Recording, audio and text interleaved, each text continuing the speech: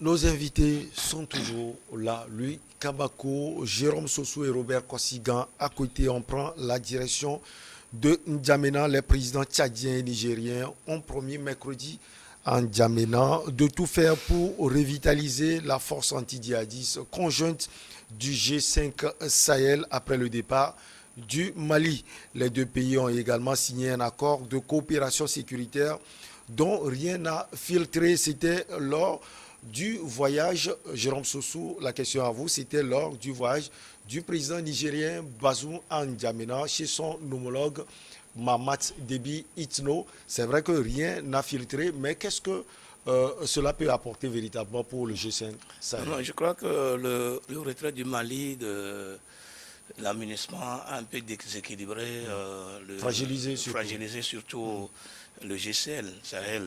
Ce qui fait que ces pays-là se cherchent. Et vous savez qu'il y a le Burkina Faso aussi qui est en proie avec ces djihadistes-là tous les jours. Mais maintenant que le Niger et le Tchad voulaient quand même reprendre la main pour voir ce que ça va donner. Moi, je crois que les deux pays-là comptent sur la France, puisque la France trouve aujourd'hui son nouveau partenaire, le nouveau partenaire qui reste le Niger, et qui a promis d'envoyer, je crois, 1000 hommes, 1000 hommes avec des avions, des drones, etc. Je pense que c'est sur ça que comptent les deux pays pour quand même redonner la vie au GCL. Dans tous les cas, je le dis et je continue de le dire que les pays africains veulent toujours rester à la merci d'une France qui, en tout cas, a décrié depuis un temps sur le continent par rapport à sa politique africaine. Et vous voulez que le G5 Sahel soit enterré finalement parce que le Mali est sorti? Non, mais si la France même dit qu'elle ne va pas prendre le devant, qu'elle va quand même permettre aux forces africaines de prendre le devant et que l'armée française va venir en soutien, mais je ne vois pas pourquoi est-ce que je me dis que ça va pas, le GSL ne va pas être enterré, mais si aujourd'hui la France disait que l'armée tchadienne est une armée assez solide, assez forte, qui toujours par le passé prenait le devant de la scène et qui arrivait quand même à repousser ces djihadistes. Maintenant que la France voulait venir en appui, je ne vois pas pourquoi est-ce que le retrait du Mali a quand même créé cette situation qui va décourager. Donc pour vous, si on comprend bien, le Niger et le Tchad peuvent être devant, mais pas la France. Oui, mais justement que la France même dit qu'elle ne va pas être, l'armée française dit qu'elle ne va pas être devant, qu'elle va venir en soutien. Donc c'est pour ça que je dis que si c'est comme ça la chose, le retrait du Mali ne doit pas quand même fragiliser le GS Sahel. Dans tous les cas, je crois que ils se plaignent. Itino, le fils de Mahamat Itino, le fils d'Idriss Déby, il avait regretté le retrait du Mali et souhaite que le Mali va revenir par après. S'il y a le Burkina Faso à côté, il y a le Tchad, le Niger, il y a encore d'autres pays qui composent le GCL. Et si la France reconnaît véritablement que ces armées-là peuvent quand même faire l'affaire, le retrait d'un seul pays, même si il est supposé être le centre, le plus grand pays qui pourrait quand même donner la rigueur, je ne pense pas que ça doit quand même fragiliser. Dans tous les cas, c'est vrai qu'ils ont signé l'accord. On attend de voir ce que ça va donner, puisque eux-mêmes, ils ont dit que très bientôt, ils vont redonner la vie, ils vont revitaliser le groupe. Donc, moi, je ne ferai que les soutenir, parce que c'est le continent africain qui connaît ces problèmes de djihadisme tout le temps. On l'avait toujours dit autour de ce plateau, qui alimente ces forces, ces mauvaises forces, ces hommes mal intentionnés, ces djihadistes qui les alimentent?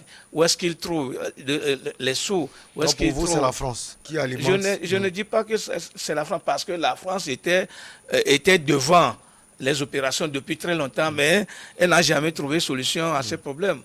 Aujourd'hui, si elle dit qu'elle va venir en soutien, je me pose toujours la question de savoir qui donne de l'argent à ces djihadistes, qui les alimente, qui leur donne les matériels, puisqu'il est reconnu que les armes qu'ils utilisent sont plus sophistiquées que les armes de l'armée des forces régulières. Des forces régulières. Donc, je me pose toujours cette question-là. Il ne faudrait pas qu'on mette de l'hypocrisie dans la scène. Il faut que des gens... C'est pour ça que j'invite toujours les forces africaines à prendre la main, elles-mêmes, le devant, et qu'elles se comptent sur elles-mêmes, qu'on ne compte pas sur des autres forces extérieures, parce que ça ne donnera rien, absolument.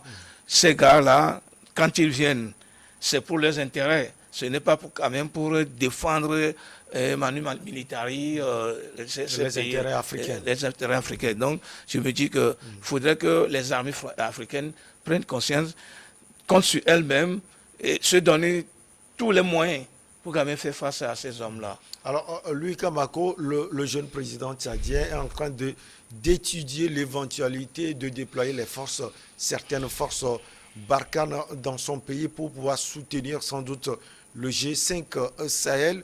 Alors, peut-être que la France va appuyer le Niger et le Tchad pour montrer au Mali que, nonobstant votre retrait, la force, les forces du G5 Sahel est toujours là. De tout évident, oui. De tout évident, oui. Parce que vous avez assisté avec moi les conditions dans lesquelles Mahamat Déby est venu au pouvoir. Quand son papa est décédé, il y avait eu cette violation de la Constitution là. Et du jour au lendemain, il est devenu président de l'Assemblée nationale, comme ce qu'on a eu à assister dans un pays de la sous-région. Comme le Togo. Et puis, il est devenu de facto, contre Vents et Marées, le président en fait, le président de la République du Tchad. Et ça, sous le pouvoir du président français, Macron Emmanuel, parce qu'il était le seul président de l'Occident qui a assisté justement aux cérémonies funéraires. Il y avait vos présidents aussi, il y avait les présidents africains. C'est tout à fait normal. Ça, parce est-ce que la présence d'un blanc est aussi... Les premiers homologues du feu du feu Itno Déby, ce sont les présidents africains. Donc c'est de bon aloi qu'ils soient justement à cette cérémonie-là. Maintenant, voir un président de l'Occident, j'ai bien eu... c'est pas fortuit quand je précise que Emmanuel Macron était le seul président de l'Occident à avoir participé à cette cérémonie-là. C'est peut-être compte tenu des relations entre le Tchad et puis la France. Voilà, quel genre de relation. Quel genre de relation. Aujourd'hui, c'est prouvé officieusement que la France a une base militaire à Tchad, à N'Djamena. Donc, est-ce que vous voyez tout ça? Donc, aujourd'hui, tout ce que le jeune Déby, ou bien Déby, le fils est en train de dire, je pense qu'il le dit en tenant compte justement de la France. Et l'utilité même, quand on veut donner vie au G5 Sahel, Louis Kamako, est-ce que cela a une utilité, vu ce qui se passe dans la sous-région, si on peut le dire? Je peux te répondre par l'affirmative, parce que le G5 Sahel, c'est quoi? L'objectif premier, c'est justement de se mettre en synergie pour combattre le terrorisme, pour stopper l'expansion du terrorisme. Aujourd'hui, je pense que le sujet est d'actualité. Presque tous les pays sont frappés par ce fléau-là. Et donc, je me dis, on ne doit même plus parler aujourd'hui du G5 Sahel. On doit élargir le cadre aux autres pays qui sont justement victimes des attaques djihadistes ou bien qui sont victimes du terrorisme. Aujourd'hui, avec le retrait du Mali, je pense que c'est un abus de langage quand on parle du G5 Sahel. Parce que le Mali ne fait plus partie de la danse, le Mali s'est retiré, donc en réalité il reste 4. Et dans les 4, là même, la Mauritanie se prononce peu. Et normalement, s'il faut relancer les activités, je pense que le Burkina Faso doit être l'un des pionniers, parce que c'est lui. Il ne s'est pas prononcé, ça veut dire qu'il est toujours dedans. Il est toujours dedans, mais de quelle manière? Vous voulez parler de G4 Sahel? Je dirais même G2. Non, lui... Je dirais même G2 Sahel, parce que quand vous voyez les deux pays, Tchad et Niger, on connaît en fait l'acquaintance du président Bazoum avec le président français. Vous avez vu les critiques qu'il a portées à l'encontre de son homologue Assimi Goïta. En fait, on en parlera tout à l'heure. Il a pris position, en fait, en faveur de l'Hexagone. Ai-je menti? Je ne me trompe pas. Donc, ça veut dire aujourd'hui que c'est des gens, en réalité, qui roulent pour la France. Et depuis comme d'autres aussi roulent pour la Russie. Oui. Donc, c'est un choix. C'est un choix stratégique et c'est un choix diplomatique. Donc, il n'y a pas de problème. Mais aujourd'hui, nous parlons de ces deux pays-là. Et donc, c'est pour ça que je dis que ces deux messieurs-là, tout ce qu'ils disent là, c'est sous la popote de la France. Et ça prouve aujourd'hui à suffisance que les pays africains, les présidents africains ont toujours gouverné par procuration. C'est-à-dire que tout ce qu'ils disent là, ça vient justement de quelqu'un. Quand vous voyez la déclaration de Maman Déby, je me dis, est-ce qu'il a les moyens d'arriver à sa politique? Et ça, je veux dire tout simplement qu'il compte sur la France. C'est de ça qu'il s'agit aujourd'hui. Maintenant, au-delà de tout, je le disais, pour relancer le G5 Sahel, ça ne doit pas être un il truc faut, qui il doit faut faire, élargir cela. ça ne doit pas ce tandem-là, et Déby et Bazoum. Le djihadisme ou bien le terrorisme aujourd'hui doit devenir l'affaire, ça dit que ça n'est pas une personne. Donc il va falloir élargir le cadre. Et Déby qui dit qu'il espère que le Mali revienne. Vous pensez que le Mali peut revenir? C'est la vie, il est permis à tout le monde de rêver. Hein. Et il peut donc c'est un rêve, le Mali ne va pas revenir. C'est-à-dire que le divorce, il est consommé entre les deux pays. Le Mali même aujourd'hui regarde en fait avec un mauvais, ou bien il est en chef de foyer avec pas mal de pays de la sous-région. On en parlera tout à l'heure avec le sujet des mercenaires. Ça veut dire aujourd'hui que la junte malienne ou bien les dirigeants maliens sont méfiants envers tout le monde. Donc pour eux, ils n'ont plus confiance, même pas à leur ombre. Et ça veut dire aujourd'hui que le Mali veut d'autres partenaires. Et ces partenaires, vous le comprendrez, tu parlais tout à l'heure de la Russie. Donc ils sont plus tournés vers l'Occident. L'Occident, celui-là qui peut leur apporter un plus, celui-là avec qui ils peuvent nouer un partenariat gagnant-gagnant et que ça profite au Mali et aux partenaires en question. Alors, Kosigan, à côté, vous avez écouté le développement de Louis Kamako. Cette question, j'avais préparé une question pour vous, mais je vais vous poser une autre. Est-ce que vous pensez que le G5 Sahel a encore une force avec la sortie d'un géant comme le Mali?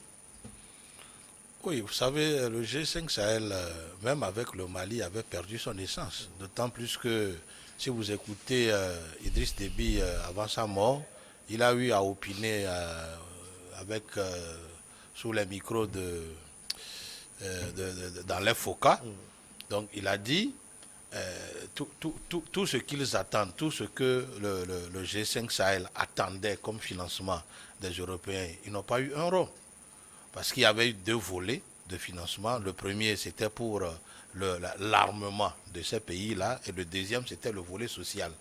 Comment faire pour développer les zones inhabitées là, pour trouver de l'emploi aux jeunes, occuper les frontières, les espaces inhabités.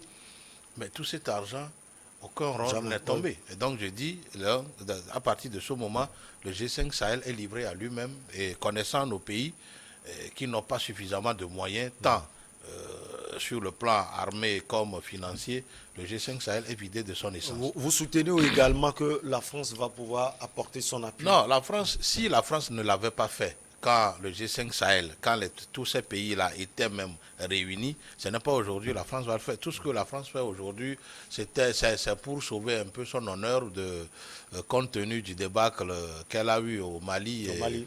La séparation forcée, elle est partie, il n'y a pas de...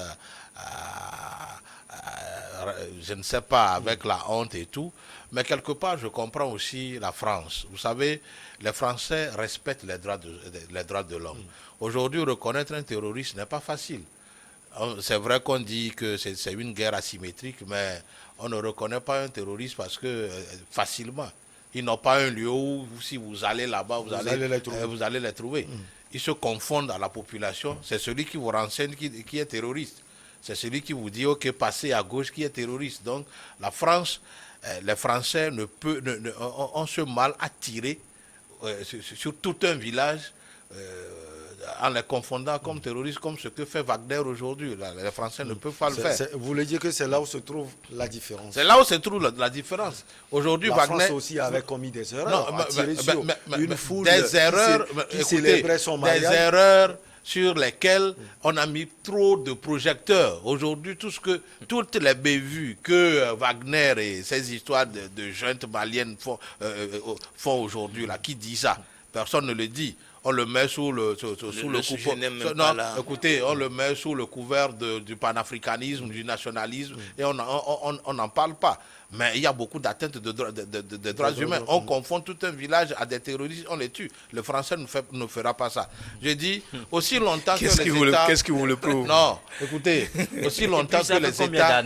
Vous savez, aussi longtemps... La comparaison peut être faite. Ça fait peu de temps, mais aussi longtemps que les États africains eux-mêmes ne vont pas... de la présence inutile des troupes françaises au Mali. Les Français ont perdu 54 soldats. Écoutez, moi, je suis là pour équilibrer le débat. Monsieur Louis Kamako, je suis là pour équilibrer le débat. J'ai suivi la fois dernière l'interview d'un officier, je crois que c'est le commandant de la gendarmerie burkinabé. Il dit aujourd'hui, tout a changé, le plan des terroristes a changé. On ne reconnaît pas le terroriste. Le terroriste, c'est le frère, c'est le cousin. Vous comprenez? C'est celui qui vous renseigne. Alors, aujourd'hui, la junte malienne, aidée par le Wagner, prend tout un village parce que, ils se disent, il y a un terroriste là-bas, on élimine. Autant des Français, il n'y avait pas ça. Non, il ne faisait pas ça comme ça. Non, il ne faisait pas ça. Eux, ils localisaient les gens et ils les tuaient par drone, ou soit par des attaques directes. Mais aujourd'hui, c'est tout un village qui est tué là. Quand on confond tout un village pour terroristes et on les tue. Ce n'est pas ça. Donc vous affirmez que Wagner et les FAMA font le boulot, mais avec des erreurs. Avec des erreurs, avec beaucoup de crimes. C'est des gens qu'il faut traduire à la CPI demain.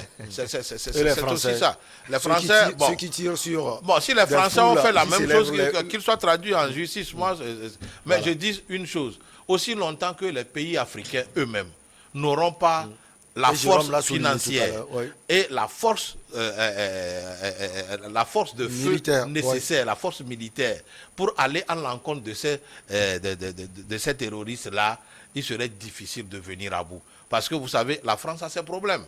Aujourd'hui, quand vous voyez combien de milliards et la France et les autres États européens injectent dans la guerre de l'Ukraine, on ne peut pas penser que cette guerre de Mali souffre d'argent.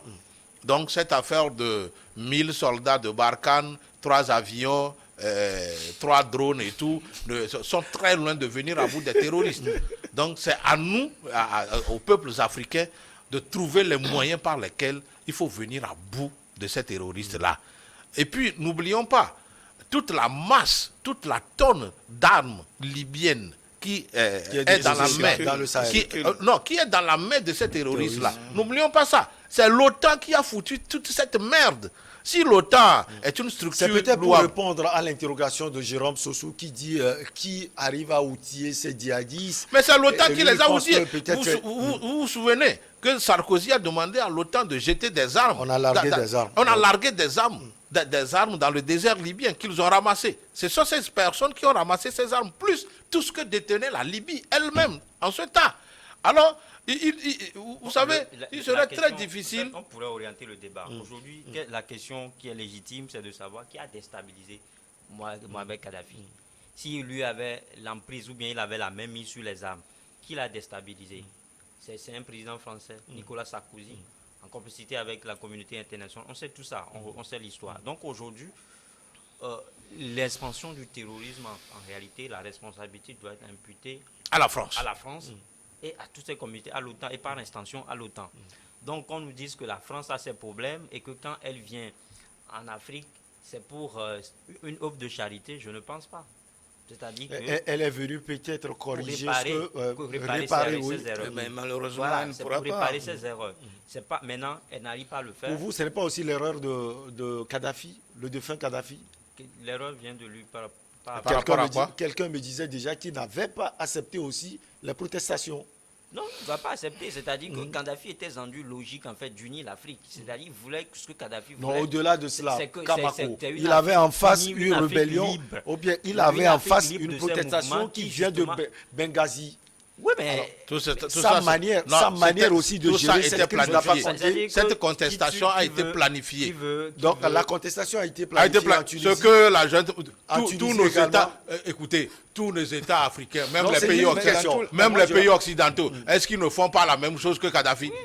Est-ce qu'ils ne font? Est-ce que les États-Unis ne tuent pas les gens? Est-ce que la France n'en fait pas? On quitte le sujet. C'est vrai que c'est global. On quitte le sujet. Dans tous les cas, le Kadhafi a été hostile à la protestation, mais pourtant Kadhafi avait la même mise sur son pays et sécurisait le pays. Voilà. Sécuriser l'Afrique, sécurisait toute l'Afrique. Mais maintenant, lorsqu'on l'a tué, mais c'est depuis on voit les conséquences. On voit les conséquences. Si même les Libyens regrettent aujourd'hui la mort de Kadhafi. Ça, tout le monde est d'accord. Moi, ma question, est-ce qu'il ne faudrait pas calculer cela avant?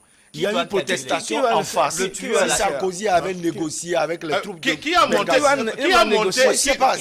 la manifestation de Benghazi? Ce n'est pas Sarkozy? Moi, je ne sais pas. C'est une question. C'est Sarkozy. Pourquoi vous ne jugez pas Sarkozy? Je me dis, mais est-ce que ailleurs, les pouvoirs dictatoriaux ne sont pas... Est-ce qu'ils acceptent les manifestations? Les preuves sont encore là. Ce n'est pas aussi cela le problème. Les preuves sont encore là dans notre pays, le Togo. Non, mais le gouvernement togolais est hostile aux manifestations. Et donc, si on est hostile aux manifestations, cela ne veut pas dire qu'en réalité, on va dégager celui qui sécurise déjà son pays. Et malheureusement, lorsque la France a tué Kadhafi, mais vous voyez les conséquences. Elle-même n'arrive même pas à contenir. Quand vous parlez du Togo, est-ce que quand il y a manifestation, on va tirer sur les gens? Est-ce que ça s'est passé au Togo? On va pas tirer des gens comme ça. On va pas aller. Mais à Benghazi, Kadhafi avait la responsabilité pour moi est partagée. On revient sur le sujet. On va revenir sur le sujet. Dans tous les cas, on parlait du G5 Sahel. Moi, j'ai participé à plusieurs manifestations au Togo. Je ne vais pas aller dans les détails. Si on a tué ou on n'a pas tué, tant pis pour ceux qui ont géré les manifestations au Togo. Les images sont là, les preuves sont là. Aujourd'hui, Yahya Jammeh serait forcément poursuivi. Demain ou après-demain, des gens aussi seront poursuivis. Ça, c'est dardard. Et donc, dans tous les cas, moi, je ne me plains pas pour le moment. Comme Sarkozy est poursuivi pour ce qu'il a fait. Mais justement, Sarkozy est poursuivi. Tout le monde va payer. Mais demain aussi, Macron pourrait être poursuivi. Peut-être par rapport à la gestion qu'elle est en train de faire, gestion politique, je veux dire, qu'elle est en train de faire en Afrique. C'est pour ça que moi je dis que... Les militaires français peuvent être poursuivis. Wagner également, pourquoi pas? Ce qu'on dit ici, les 1000 hommes que l'armée française se propose d'envoyer ne feront rien. Ne feront rien du tout. Parce que la France était là. Donc, au Mali. Vous pensez que ce sont de simples déclarations? Ce sont des simples déclarations. C'est vrai que la France est encore en train de mijoter, de manipuler, puisqu'il trouve un nouveau partenaire qui reste le Niger actuellement, parce que son ancien partenaire ne veut plus de lui. Il faudrait que la France trouve encore un autre partenaire pour quand même permettre d'assouvir à ces sales besoins. Vous voyez, c'est comme ça. C'est pour ça que, bon, les Africains, les dirigeants africains, à chaque fois quand la France dit je vais vous faire quelque chose comme ça, ils sont tranquilles. On leur propose 1000 hommes avec des drones, avec des hélicoptères. Donc ils sont tranquilles. Ils comptent sur ça pour quand même aller à l'encontre des djihadistes. Est-ce qu'ils pourront le faire? Ils ne pourront pas. C'est pour ça que je me dis, il faudrait, lui il avait bien dit, que l'affaire des djihadistes aujourd'hui là, ce n'est plus l'affaire du Sahel. Donc on peut étendre ça sur toute l'Afrique, sur tout le continent africain. Et comme ça, tous les dirigeants africains vont réfléchir par rapport à la chose et chacun va mettre la main à la pâte pour voir ce que ça peut donner. Maintenant, si on laisse seulement 2 pays peut-être soutenir à part la France pour se dire que on va aller lutter contre les djihadistes, je crois que lorsque les djihadistes vont quitter le Burkina Faso, je ne souhaite pas. Puisqu'ils sont déjà entre nos murs, on connaît les dégâts que cela cause pour nos concitoyens. Et nous avons la chance d'être à Lomé. Et ceux qui sont à côté du feu. Vous voyez toute la psychose, que vivent nos enfants, nos frères, nos mamans dans le nord du pays. C'est pour ça qu'il faut que ces gens-là se mettent coude à coude pour quand même penser réellement à comment faire pour dégager ces djihadistes-là. C'est très important au lieu de compter sur la France. Alors Kosiga Akoité, selon vous, est-ce que, je repose la question, est-ce que le G5 Sahel peut vivre sans le Mali? Non, jamais. Le G5 Sahel ne pourra pas réussir sa mission sans le Mali parce que n'oubliez pas que pour intervenir militairement sur les territoires d'un pays, il faut avoir son accord. Alors quand le Mali ne va pas donner son accord, vous voyez ce qui se passe avec la Côte d'Ivoire, le Mali dit qu'il n'a pas donné son accord. Alors comment vous voulez que cette force-là aille dénicher les terroristes si jamais, alors le Mali fait partie du Sahel. Et puis le Mali est entre le Niger et le Burkina Faso. Et puis le Mali, c'est un grand territoire. Donc le G5 Sahel a déjà du plomb dans l'aile si le Mali ne fait pas partie intégrante du G5 Sahel. Donc il va falloir que les uns et les autres puissent trouver l'argument nécessaire pour pouvoir convaincre Assimi Goïta et sa bande. Bref, il faut enterrer déjà le G5 Sahel. Oh oui, le Mali a déjà enterré le G5 Sahel parce que vous savez, aujourd'hui, la Russie passe par le Mali pour jouer une deuxième guerre d'Ukraine, Russie-Ukraine en Afrique. C'est par le Mali. La junte malienne, tout le monde sait que elle s'endosse à la Russie pour faire la tête à tout le monde. Donc aujourd'hui, il va falloir que les pays de la sous-région puissent revenir voir notre président parce que c'est lui, on dirait que... c'est le négociateur. On dirait qu'il a l'attention et l'écoute d'Assimi Goïta, passer par lui pour lui dire que, écoute, pour cette histoire de terrorisme, il va falloir qu'on se mette ensemble pour les combattre, pour qu'on puisse avoir la paix. Si on arrive à élargir cela... Parce que le problème, le danger pour le Mali est quoi? Aussi longtemps que le Mali va vouloir combattre seul le terrorisme, il ne pourra pas. Ça, c'est sûr. Il n'est pas seul, il est avec la Russie. Non, mais ils ne pourront pas venir à deux. Wagner est très puissant. Écoutez, ils ne pourront pas venir parce que justement, le problème c'est quoi? Aujourd'hui, quand la lutte est plus forte au Burkina Faso, les terroristes vont se retrancher au Mali. Ainsi de suite. Donc aujourd'hui, les pays doivent se mettre ensemble pour combattre le terrorisme. Donc, je dis, le G5 Sahel a déjà du plomb dans l'aile. Cette démission du Mali vient enterrer définitivement le G5 Sahel. Peut-être qu'on va voir ce que le 2G Sahel va faire et on verra les conclusions. Et puis, il y a le Niger et le Bénin qui veulent aussi être en coalition pour combattre le terrorisme. Peut-être que ça va devenir G4, on ne sait jamais. Allez, on marque la pause pour le journal et on vous retrouve, chers invités, pour la suite de l'émission Regard croisé.